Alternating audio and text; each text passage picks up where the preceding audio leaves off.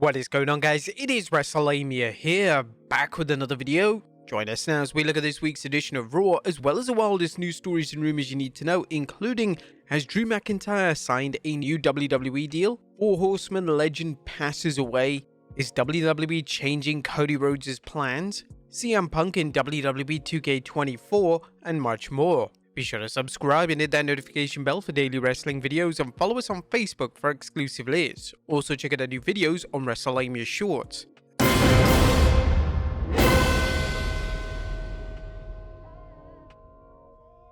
As always, we won't recap the show, but just look at the good, the bad, and the downright ugly. As always, we start off with the good as number one, the anti-Punk. How does Drew keep getting better every week? McIntyre's victory lap on Raw was hilarious and exemplified everything that makes his heel act so entertaining.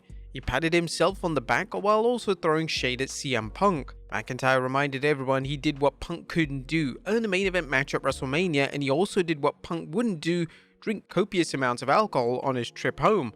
McIntyre's heel character is so over right now that the WWE has to put the world title on him, if for no other reason than for the fans to hear him congratulate himself while also mocking Punk. Number 2, Dirty Dom's hilarious challenge. Is Dirty Dominic Mysterio insane for challenging Gunther? Well, on paper, Dom doesn't stand a chance against the ring general, but Dirty Dom's challenge was all about him showing how overconfident he is. Once again, he's written a check that he can't cash in, and it looks like the Judgment Day is going to help him, a bad situation to be when the group's members should be laser focused on WrestleMania.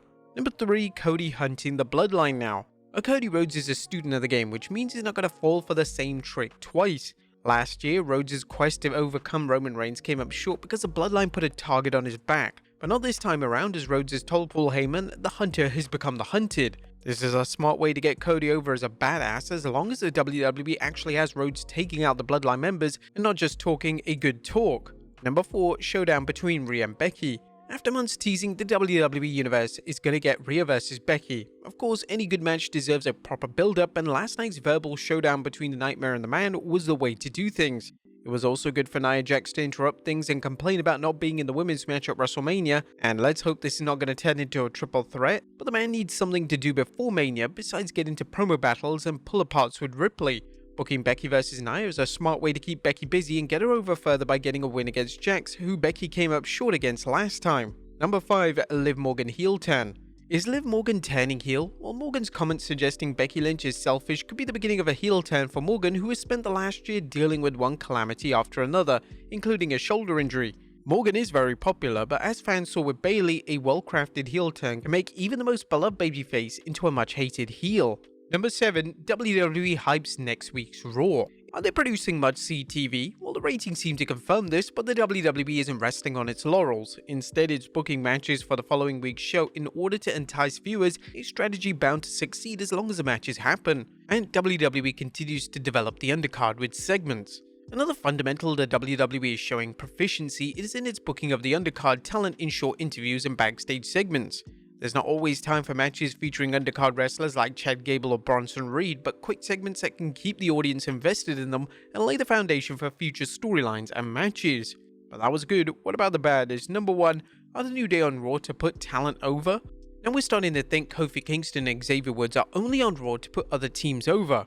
Now there's nothing wrong with a veteran team putting over another team, especially if it leads to a push for said team. However, the New Day are at a level where they should be winning the majority of their matches, so when they do lose, it means something. Further complicating the issue is that the teams that have defeated the New Day don't seem to benefit from it. Putting Imperium over the New Day was a waste of time, as Kaiser and Vinci lose as much as they win. Let's hope Triple H isn't relying on 50-50 booking for the WWE's tag team. And Candice LeRae and Indy Hartwell not compelling? Are LeRae and Hartwell splitting up? If so, why should the WWE Universe care? Their storyline is another reminder of how Triple H mistakenly thinks that fans watching Raw and SmackDown also watch NXT. Some don't, which means that they're not terribly familiar with Candice and Indy's history on the Black and Gold brand. Consequently, they're not invested in their team, as they've been a prominent team on Raw until recently, and even then, they're there to put over other teams. The WWE should have pushed for the team more if they wanted to interest the WWE Universe more in this breakup. Now, there was nothing downright ugly, as last night's Raw was a good mix of building up to WrestleMania while also keeping fans invested in the weeks to come before the showcase of the Immortals. As big as Mania is, they shouldn't be going into cruise control and just hype the show because it's still over 5 weeks away. What do you guys think of Raw last night? Let us know in the comments down below. Now let's move on to the news. The top story today looks at, has Drew McIntyre signed a new WWE deal? On top of today's news is a report from Better Wrestling Experience that Drew McIntyre has signed a new deal with WWE. McIntyre's current contract was believed to end sometime after WrestleMania 40, exactly when was uncertain. The situation had many fans wondering why the WWE had been pushing McIntyre so strongly, especially with him earning a World Heavyweight Championship match against Seth Rollins at WrestleMania 40. While it wasn't expected that Drew would sign anywhere else if his WWE deal expired, as the belief was that McIntyre would merely take time off, fans were still curious about his contract status. Signing Drew to a new deal is a smart move because he's been on fire as a smarmy heel and given fans a main event heel unlike anyone working in WWE. Surely there's going to be a title switch at WrestleMania 40. However, contrary to this report, it seems that Drew McIntyre may not have signed a new contract. A breaking article from Alex McCarthy notes that Drew has not re-signed with WWE just yet. The sources tell Mel Sport that talks aren't close to being finalized, though they are ongoing. I guess we'll have to wait a little longer to see whether Drew McIntyre really has signed with WWE or not. Next up, Horseman legend passes away. Now we're saddened to report the death of wrestling legend Ole Anderson at the age of 81. Also known as Alan Rogowski, is best known for his role as a founding member of the Four Horsemen, but his career was well established before that, with Ole working as a kayfabe brother of Lars and Gene Anderson in the heel team, the Minnesota Wrecking Crew. The Andersons were a main event heel team in Georgia Championship Wrestling and Jim Crockett Promotions. He was also known as an innovative booker with a memorable stint booking Georgia Championship Wrestling. He'd been dealing with multiple sclerosis over the last few years, but the current cause of his death is unknown. Whatever the situation, we send our condolences to Ole Anderson's friends, family, and fans. Next up is the WWE changing Cody Rhodes' plans. While Cody is currently booked to challenge Roman Reigns for the Undisputed Championship, there have been rumors of Seth Rollins teaming with Cody to take on The Rock and Roman Reigns during Night 1 of WrestleMania. However, Meltzer is reporting that could change. Cody issued a challenge to a singles match for The Rock. That will be discussed on Friday. I don't know if they are getting away from the tag and going into a singles or just a setup for the tag. I was just told to stay tuned because it's all going to play out. Originally it was the tag, but Cody definitely made a challenge for a singles and The Rock is going to answer it on Friday, so something's going down in that direction this week. Given Seth Rollins' knee injury, it may be better that the WWE not push its luck by having him work a tag match night 1 and a singles match the next. The universe would be devastated if Rollins was unable to defend the title against Drew McIntyre. Next up, a former WWE superstar hints at John Cena controversy.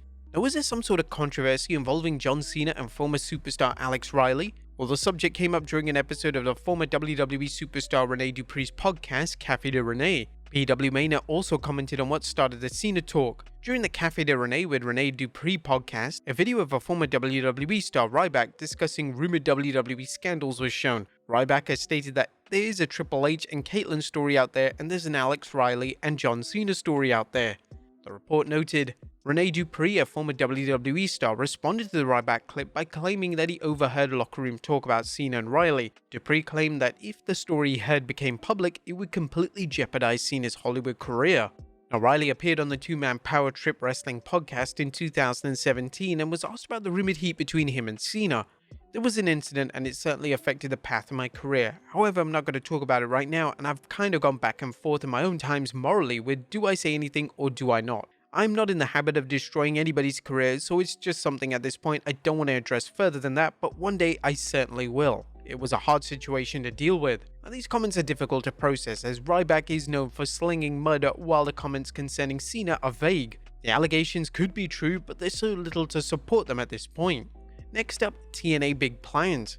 Now, TNA Wrestling has seen some big changes in 2024, such as the company hiring new talent such as Nick Nemeth and changing its name from Impact Wrestling to TNA Wrestling. Another change could be the promotion broadcasting its weekly TV live instead of pre-recorded. While it's unclear when this will happen, Meltzer remarked on the Wrestling Observer Radio that this is not going to happen anytime soon, but TNA want to go live. The idea is to go live and have a location where they go every Thursday, and Full Sail University is one of the places they've talked about. This is interesting news because TNA's parent company Anthem reportedly wants to keep its budget at its current level. Rumor has it that one of the reasons TNA released former president Scott D'Amore was because he wanted TNA to bring in more wrestlers and TNA didn't, citing budget concerns. Next up, Cody's big reveal. Cody Rhodes has some big news after Raw. Baby news. No, Cody and Brandy aren't expecting another child, but a couple in the audience were, and they asked the American Nightmare to join them in a gender reveal. Cody was happy to oblige, announcing a boy is on the way. He then jokingly suggested they name their child Cody, but then warned them not to as it's a redneck name. Cody Rhodes loves his fans and the feeling is mutual. Next up, CM Punk added to WWE 2K24. There's good news for gamers who want to play CM Punk in WWE's upcoming 2K24 game, as 2K has announced CM Punk will be available in upcoming DLC. Fans will also be able to play as Diamond Dallas Page, Pat McAfee, and various WWE legends. And finally, Michael Cole tells it like it is. And last but not least, Cole will get some brownie points with gamers after his comments on last night's Raw. Cole was hyping 2K24 when he mentioned always controversial rating system by 2K. While Cole was stating the obvious, it was interesting because the WWE wouldn't let Cole go into business for himself in criticizing the game, so it makes you wonder if the WWE is sending a not so subtle message to 2K to reevaluate its rating systems for wrestlers. I mean, for goodness sake, Logan Paul rates higher than Kurt Angle. Is that right? Let us know in the comments down below, and I'll see you next time with some more wrestling content.